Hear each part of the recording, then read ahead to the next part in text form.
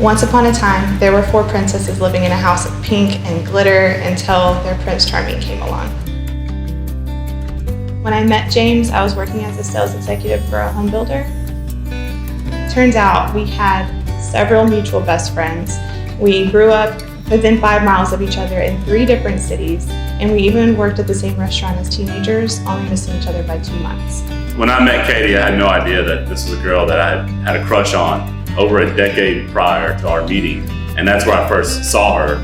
Never met her, just thought she was the most beautiful redhead I'd ever seen. When we went on our first date, he was working nights, and so we actually had breakfast together at what's now our favorite breakfast place.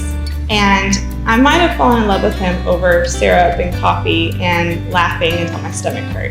When I first introduced him to the girls, I have to admit I was nervous. He didn't have children of his own yet, so I wasn't really sure what to expect.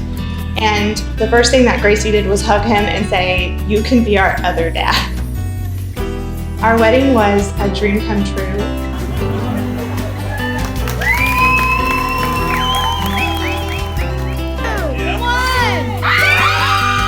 And now our family's complete. My oldest daughter, Phoenix, was born 2 months early by emergency C-section. And when she cried for the first time, I cried too. But then there was silence. Her lungs were underdeveloped, and my 4-pound baby was intubated and life-flighted within her first hour, and I didn't see her for 3 days.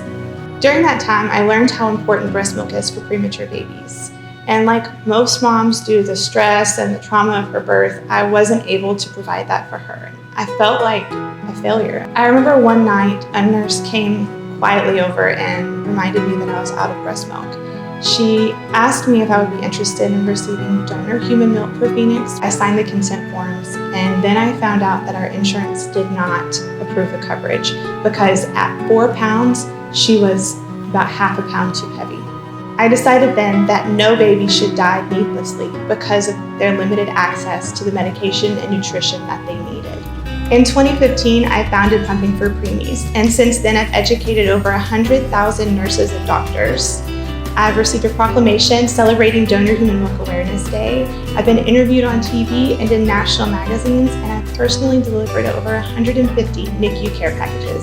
And now I'm working to pass a law requiring insurance coverage, so every baby born into the NICU has their best chance of life every time. My name is Katie Loxterman, and I'm your Mrs. Texas International